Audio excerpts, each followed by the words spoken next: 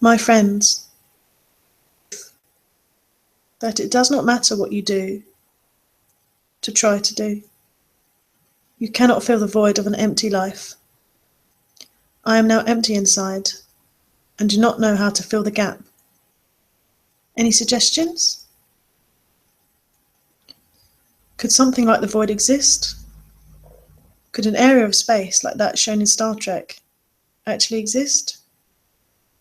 The closest would be a dark nebula, where frozen dust particles coated with carbon monoxide and nitrogen absorb light, blocking out the light from the stars.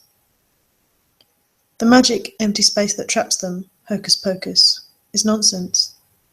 But yes, astronomical voids where there are no stars or galaxies do exist.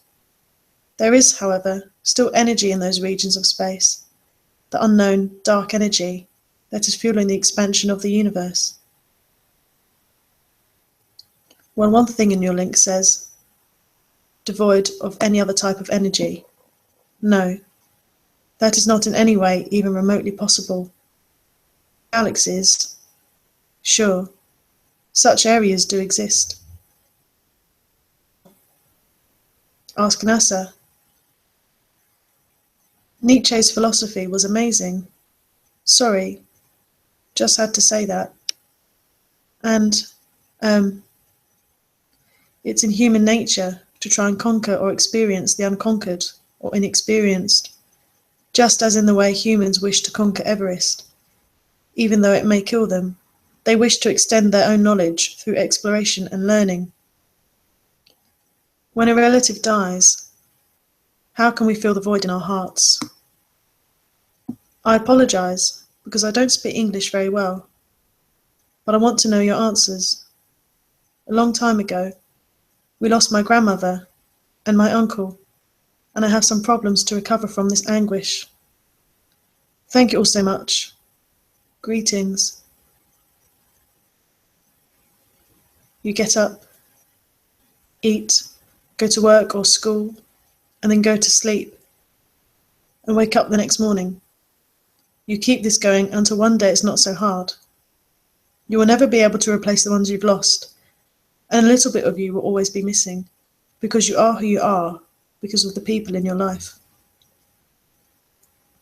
The void in your heart will never go away, but as more people come into your life, and you begin to care about them, that void will slowly begin to get smaller, and you'll see that you've got to let them go. It won't be easy, but you can do it. Just remember that letting them go doesn't mean you've forgotten them. It just means you've come to terms with their death, and one day you'll get to see them again. Was the void there before the universe? Oh no, this sort of thought really makes my brain hurt. Why does anything exist at all? Theoretically, the universe has always existed. Who knows? That like a chicken and egg question, you'll never know the truth.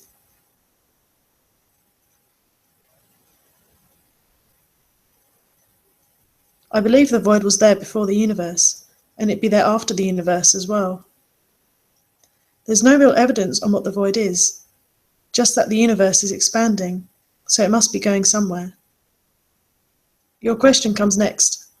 The first question is, what is the void?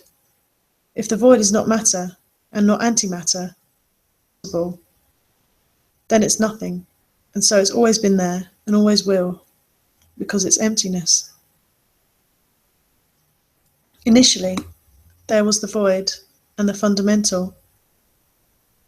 There sprang the infinity of universes dislodging the former. The void cannot be destroyed, and presently resides within my head, alongside the myriad. Can therapy really fill the void? I'll show you what can fill the void. 6 firemen. Nice one, Gabby. Therapy is of a great help for all people, but it is not an ultimate solution. Therapy, whether it is physically based, such as massage, emotionally based, as in deep breath therapy, such as rebirthing, or Reiki-based therapies, or psychologically based, too many varieties, or spiritually based such as Reiki, all help your overall sense of wellness. We are insane as it is. There is insanity all around, so this insanity disguises itself as normality. So one seeks elsewhere, and there is only the void. Looking into the void, one encounters another type of insanity, a personalized one born out of all that one has become inwardly. The one being too much. The other insanity is readily available, the only respite being the short gap in the transfer from one insanity into the other. Yes, but bubble wrap is cheaper. However, the void cannot be avoided. Only meditation will help you become comfortable with the void. Because only in the silence of meditation can you go into the void and return, so many times that you get familiar and comfortable being in the gap.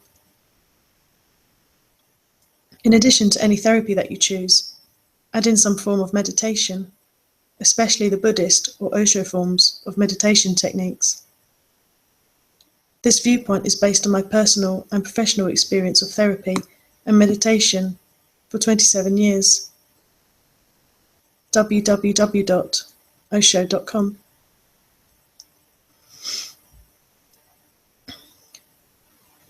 No, it's not there to fill a void. It's there to help you figure out what you're missing. It's not there to fill a space in your day or because you don't have anything better to do with your time. It's there for people to learn more about themselves and how to make better choices. Only in America. Depends on what void you're trying to fill. I am in therapy for post-traumatic stress. I'm trying to learn to cope, but getting over what has happened to my life will never fully happen. For some, but it can leave you out of pocket too, I suppose. It isn't intended to fill the void, only make you realise that there is no void. I thought I had a full void, but it turns out I had just overeaten. If staring into the void may make us insane, why do we still wish to do it? Is this the reason for Nietzsche's descent into insanity? Hot dogs with coleslaw, and plenty of barbecue sauce. Volunteer your time to a worthy cause, helping fix houses for the elderly that can't do repairs on their own anymore, lawn work for the disabled, etc. Helping others in need is a great way to fill the void, and it strokes the feel-good in you as well. Sit at home with lots of ice cream, preferably mint choc chip, and watch old movies like Casablanca and To Kill a Mockingbird until you get really sick and decide that you're sick and tired of being sick and tired. Good luck. I can fill any void. In the void, the awareness shines. Does it shine inward or outward? As awareness refines and increases inwardly, the human being fills with light and becomes luminous to all about. Some recognize the quality of light. Some only know they are drawn to it, mysteriously. The micro of us contains the macro of the void. As above, so below. So I am thinking the void is filling with more light of awareness as awareness grows. Outwardly and inwardly are only apparent contradictions, after all. To perceive anything as shining inwardly or outwardly requires a perspective, to view it shining in awareness. Thus, we are asking the object of the illumination itself, the awareness that shines, to perceive in and of itself which way it is shining. The vastness of the human intellect impresses me. So does the strength of an ant. It's still a product of evolution, highly fragile, with severe limitations. Many great writers have been over these questions, and some even get stuck on the absurdness of it all. But faith is also a factor. It's hard not to have anything as a basis for faith. to die, are going to die. And that's the tragedy. Knowing that your life and all the wonderful things that you can do, the people you love, that's all going to end. That provides the driving force for faith in God. It's also a sort of cosmic loneliness. It's hard for people to accept that we are alone, that nobody cares outside of us. Human consciousness is essentially sealed off from other consciousnesses. We only know each other indirectly through the symptoms of the body. Yet we yearn for contact with other people. Love is to do with that. So we are lonely in our essence. We can't escape that. So we feel this metaphysical existence, aloneness in the universe, and God is a wonderful antidote. God, we feel, directly comes into our minds, and we are highly directly in contact with God.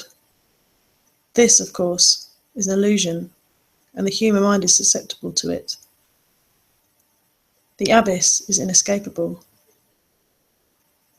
Yet, it is when this awareness takes a step back from itself, in order to view its own shining nature. No longer is it within itself, shining. It then is merely trying to view something not meant to be viewed of itself, but rather is meant to just be, to just shine.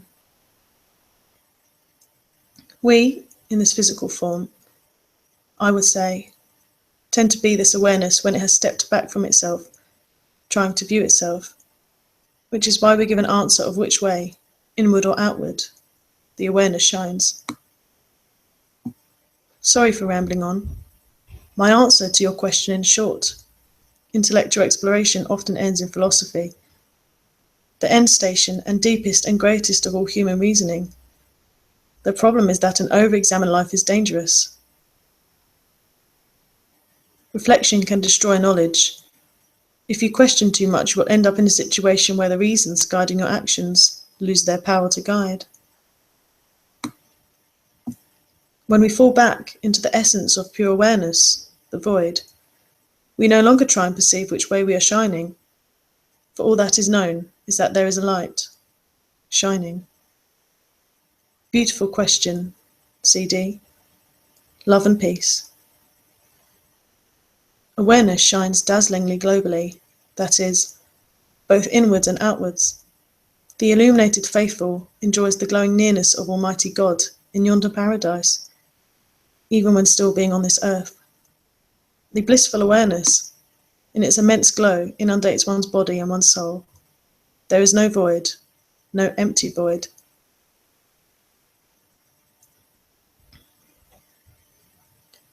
Hi.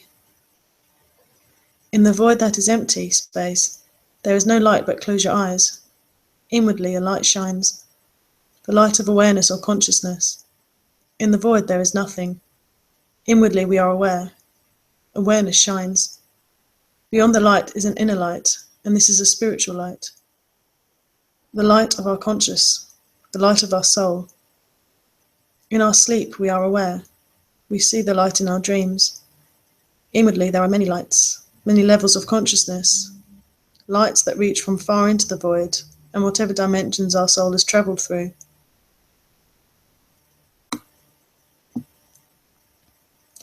A void entails the notion of space. Space requires thought, and thought requires mind. From nothing comes something. Stillness and motion. The outer contains the inner, as the inner contains the outer. Thought contains the physical, as the physical contains thought. Pure thought and consciousness is the basis of reality. The light is omnipresent.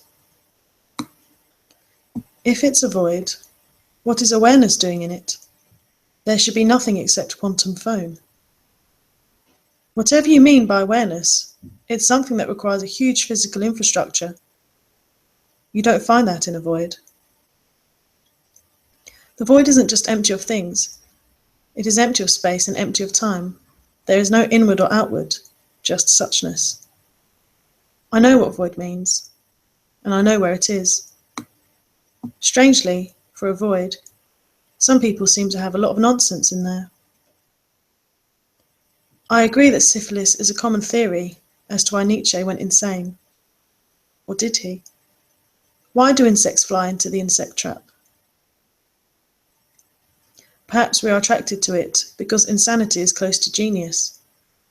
Or as the mathematician says in Darren Aronofsky's film Pi, I am on the edge, but that is where it happens. The thing about Nietzsche's writing is that it is open to interpretation. And as he says in Ecce Homo, his last book, only if you have been raised to rule the world for several generations will you ever understand me. Or in Beyond Good and Evil, only if you live as I do in the Alps can you truly understand this book. What to do when dogs stare into your eyes.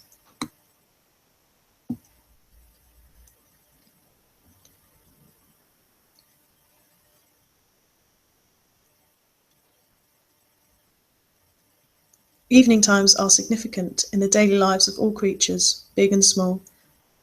The times of deepening hues, of brightly dashes of cloud upon the skies, of sobering feelings, the time when birds return home, when travellers stop for their nightly rest, when it is the sweet smell of food, mixed with familiar sounds and sights of home.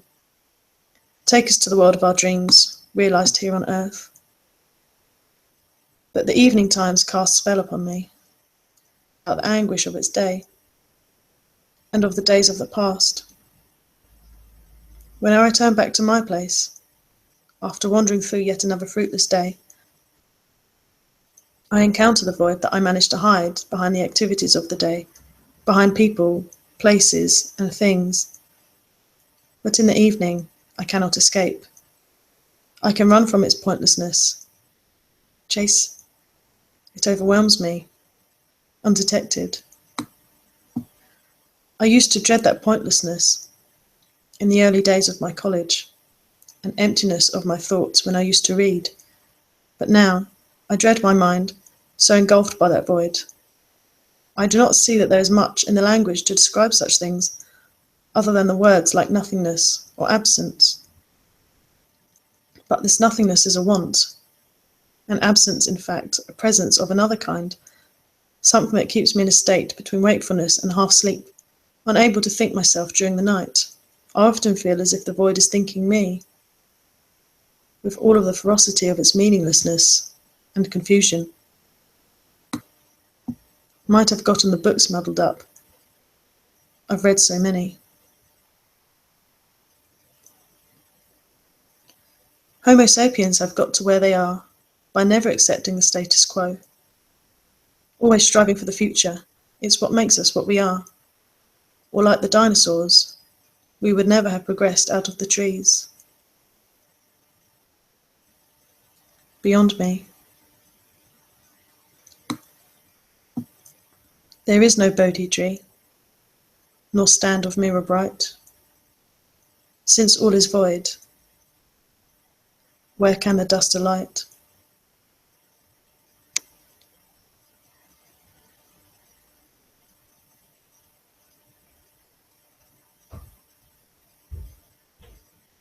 I have kind of concluded that I will never have a girlfriend, due to facial scarring and a horrible pathetic body.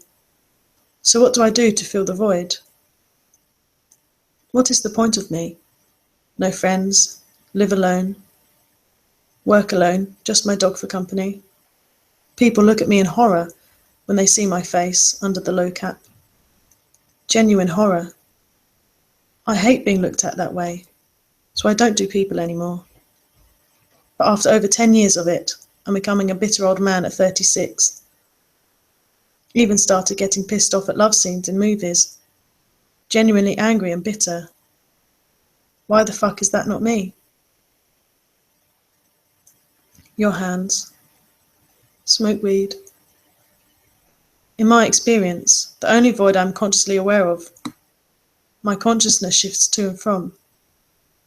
Peace. Nice to see you, Cosmic. Enjoy. The biblical writers didn't, of course, have the knowledge we have today, and wouldn't have known that the sun is a star, or that moonlight is reflected light back from the sun.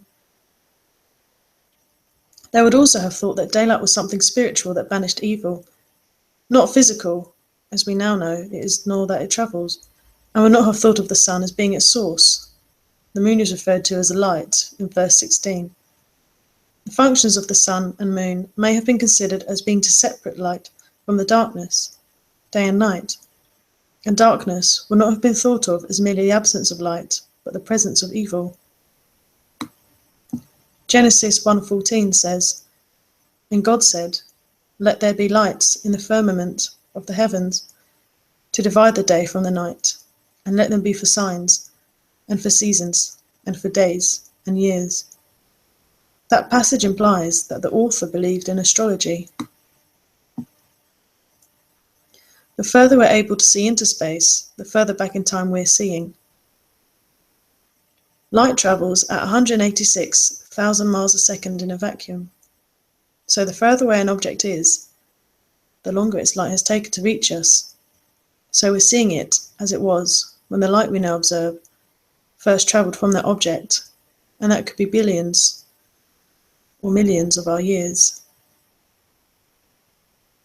The universe is finite in theory, but it is also curved in on itself. There is no boundary between the universe and outside it.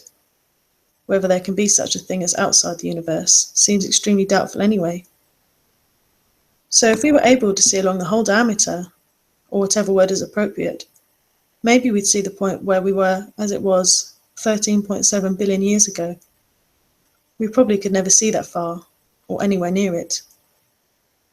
The universe formed following expansion and opening up some spatial dimensions, and research is seeking answers about how the universe was some billionths of a second after the Big Bang.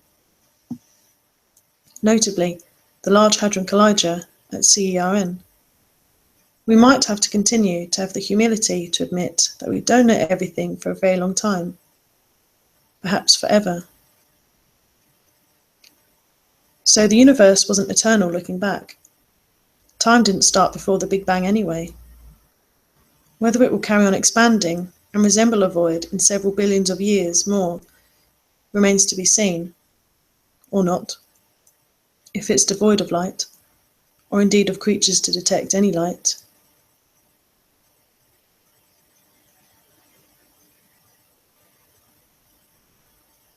One way to define time is by saying that it is motion through space. Before the expansion of the universe started, the dimensions of space, and some physicists think there could be as many as 11, were curved in upon themselves, completely. 3 of them uncoiled sufficiently for the universe to be the way that could lead to our existence. Motion, and therefore time, started at the Big Bang, and Professor Stephen Hawking likens asking what happened before the Big Bang to asking what's further north than the North Pole. The expansion mightn't have needed a cause, but if it did, that cause is part of the universe. Void is the theoretical absence of everything, arguably including time. I don't think you could describe it properly by saying it is eternal.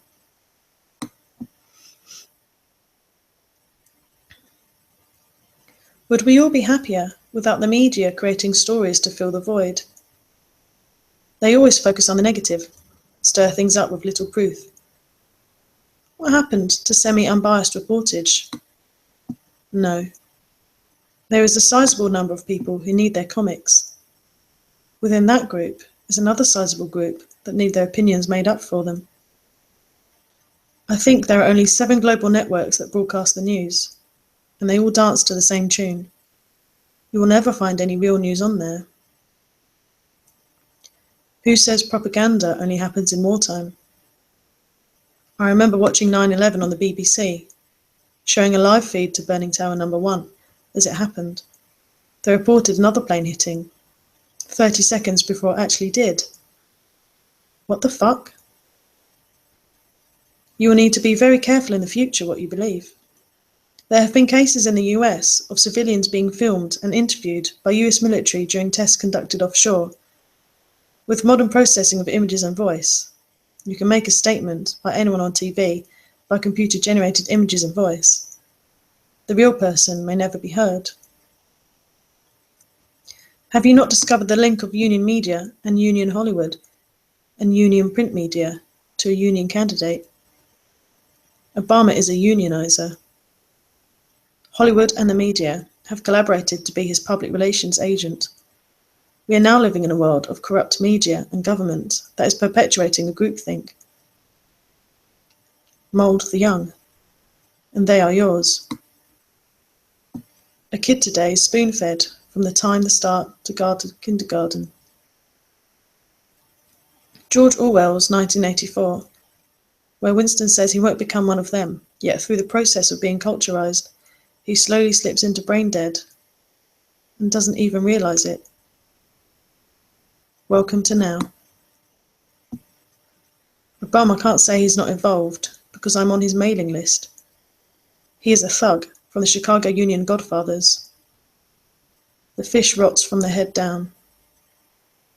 I'm also boycotting Hollywood and all the other liberal crap news media that try to destroy a fabulous candidate. I'm even sending a donation, something I've not felt compelled to do in the past. But country first. The void isn't a thing in itself. It's the opposite. It is simply what is not.